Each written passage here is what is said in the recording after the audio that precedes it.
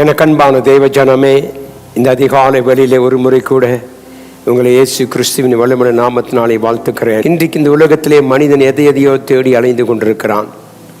பணம், பொருள், சொத்து, சுகம் என்று சொல்லி அலைந்து தங்கள் நாட்களை வீணாய் செலவழித்து கொண்டிருக்கும் பொழுது தேவனை அறிந்திருக்கிற நமக்கு கர்த்தர் சொல்லுகிறார், எது தேவையானது என்பதை இன்றைக்கு நாம் அறிந்து கொள்ள கர்த்தர் உதவி செய்வாராக. எனக்கு அன்பான தேவ பிள்ளையே, இன்றைக்கு இந்த உலகத்தில் அநேக காரியத்தை நாம் நம்முடைய வாழ்நாட்களை தேடிக்கொண்டிருக்கிறோம்.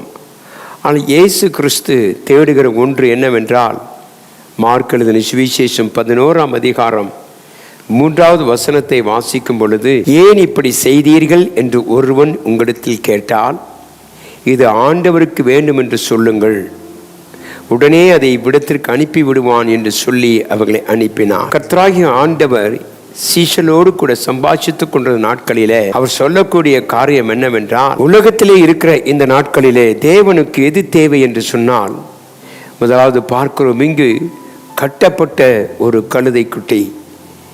தேவனுடைய பிள்ளையை, இன்றைக்கு கர்த்தர் உலகத்திலே வந்த நோக்கமே கட்டப்பட்டவர்களை விடுவிக்கவே இயேசு வந்தார். இயேசு வந்த நோக்கத்தை நாம் அறிந்து கொள்வோம். இன்றைக்கு எப்படிப்பட்ட நிலைமையிலே சாத்தான் நம்மை கட்டி வைத்திருக்கிறான். அருமையான தேவ பிள்ளையே, உலகத்தால், பாவத்தால், அசுத்தத்தால் பாழான இடத்திலே இருந்த நம்மை, இருள் சூழ்ந்த வாழ்க்கையில் இருந்த நம்மை கர்த்தராகிய ஆண்டவர் கட்டவிழ்க்கவே இந்த உலகத்துக்கு வந்தார். நம்மை கட்டவிழ்த்த தேவன் நம்மை விடுவிக்கவும் அவர் விரும்புகிறார்.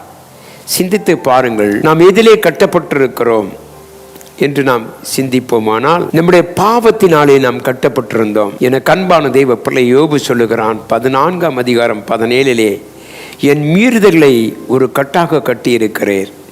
நம்முடைய மீறுதல்கள், அக்கிரமங்கள், பாவங்கள், சாத்தான் நம்மை கட்டி வைத்திருக்கிறான். இந்த கட்டப்பட்ட மக்களை விடுவிக்கவே இயேசு வந்தார். எனக்கு அன்பான தெய்வ பிள்ளை, இந்த காலவெளியில நீ எதனாலே கட்டப்பட்டிருக்கிறாய் என்பதை அறிந்து கொள். ஆண்டவராய் இயேசு கிறிஸ்து இந்த காலை வெள்ள வந்த நோக்கமே உன்னை கட்டவிழ்த்து உன்னை விடுவித்து தேவனை ஆராதிக்கவே கர்த்தரை கொண்டு வந்திருக்கிறார். ஆகவே தான் நம்முடைய மீறுதல்களை சாத்தான் ஒரு கட்டாக கட்டி நம்மை அடிக்கடி பயப்படுத்தி கொண்டிருக்கிறான். இந்த காரியங்களை தான் உன் வாழ்க்கையில் ஆசீர்வாதம் இல்லை என்று சொல்லுகிறான். ஆனால் பாவத்தை நாம் அறிக்கை செய்யும் பொழுது தேவன் எப்படிப்பட்டதான கட்டுகளையும் கர்த்தர் அறுக்க வல்லவராக இருக்கிறார். இந்த காலை வேளையிலே சொல்லுவோம், கர்த்தாவே, என் மீறுதல்களை நீ மாற்றி போடும். நீதிமொழியின் புஸ்தகம் 5ஆம் அதிகாரம் 22 வாசிக்கும் பொழுது, தன் பாவ கயிறினால் கட்டுகிறான். என கண்பான தேவ பிள்ளையே, இன்றைக்கு இயேசுவோட நோக்கம் என்ன? இயேசு வந்த நோக்கத்தையும் இயேசு வந்த மகிமையான ஒரு காரியத்தையும் அறிந்து கொள்ள வேண்டுமானால் இந்த கட்டப்பட்ட கழுதை அவிழ்த்து கொண்டு வாருங்கள். அது ஆண்டவருக்கு தேவை. என கண்பான தேவ பிள்ளையே, இந்த அதிகாலை வேளையிலே நீ பல விதத்திலே கட்டப்பட்டிருந்த உன்னை கர்த்தர் தூக்கி எடுத்து உன்னை மேன்மைப்படுத்தி உனக்கு ஒரு புது வாழ்வை கொடுக்கவே இயேசு கிறிஸ்து வந்தார். இயேசு கிறிஸ்து வந்த நோக்கத்தை நீ அறிந்து கொள்ள கர்த்தர் உனக்கு உதவி செய்வாராக. ஆகவே தான் நாம் தேவனுடைய பிள்ளையை, நாம் கர்த்தருடைய ஆதரவினாலே, தேவனுடைய கிருபையினாலே நாம் தேவனிடத்திலே வரும் பொழுது அவர் நம்முடைய கட்டுகளை அறுத்து நம்மை விடுவிக்க விரும்புகிறார்.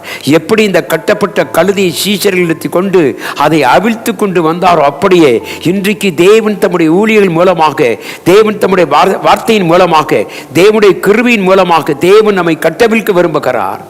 நாம் ஒப்பு கொடுத்தால் இந்த அதிகாலையில் இந்த தேவன் உன் கட்டுகளை அறுத்து அவருக்கு பிரயோஜனமாக உன்னை பயன்படுத்த விரும்புகிறார். அவருக்கு ஏற்ற காரியங்களை செய்ய அவர் விரும்புகிறார். செய்வோமா? கர்த்தாவே, கட்டப்பட்டு என் வாழ்க்கைக்கு ஒரு விடுதலை தேவை.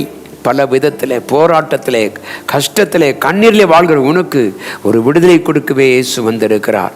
இந்த காலை வெளில சொல்லுவோம், கர்த்தாவே, ஆண்டவரே, நாங்கள் கட்டப்பட்ட கழுதைகளாக இருக்கிறோம். நீர் எங்கள் மேல் ஆண்டவரே அன்பு வைத்து எங்களை கொண்டு வாரும். என்றால் இந்த கழுதையை கர்த்தருக்கு தேவை. ஒன்றுக்கு மெதுவாது நம்மை கர்த்தர் தெரிந்து கொண்டதுக்காய் நன்றி செலுத்துவோம். கர்த்தாவே, இந்த நாள் முதற்கொண்டு நாங்கள் கட்டவிழ்க்கப்பட்டவர்களாக கர்த்தரை துதிப்பதற்கும் ஆராதிப்பதற்கும் எங்களுக்கு ஒரு சுயாதீனத்தை கட்டளையிடுவராக என்று கேட்போம். தேவன் நம்மை ஆசீர்வதித்து நடத்த அவர் வல்லவராக இருக்கிறார். அப்படிப்பட்ட காரியத்தில் நம்மை கொண்டு வர கர்த்தர் கிருபை செய்வாராக. நாம் கண்களை மூடி ஜெபிப்போம். எங்கள் இரக்கமும் கிருபையும் அன்புமல்ல நல்ல ஆண்டவரே, இந்த அதிகாலை வேலைக்காய் உமக்கு நன்றி செலுத்துகிறோம். பலவிதமான பாவத்திலே, பலவிதமான அக்கிரமத்தில் பலவிதமான சூழல் மத்தியிலே கட்டப்பட்டிருந்த எங்களை நீர் கட்டவிழ்த்ததுக்காய் உமக்கு நன்றி அப்பா. உம்மை துதிக்கவும் உம்மை பாடவும் நீர் கொடுத்த புதிய கிருபைக்காய் ஸ்தோத்திரம். இந்த நாள் முழுவதும் கர்த்தாவே எங்களை கட்டவிழ்த்த தேவனாகிய ஆண்டவருக்கு நாங்கள் உத்தமமாய் ஜீவிக்க நீர் உதவிச்சுமாய் ஜெபிக்கிறேன். சகலத்தையும் பொறுப்பேற்றுக் கொள்ளும், ஆசீர்வதியும் மகிமைப்படுத்தும். இயேசு கிறிஸ்துவின் வல்லமையான நாமத்தில் ஜெபிக்கிறேன் எங்கள் அன்பின் நல்ல பிதாவே, ஆமென். கர்த்தர் தாமே நம்மோடு இருப்பாராக. ஆமென்.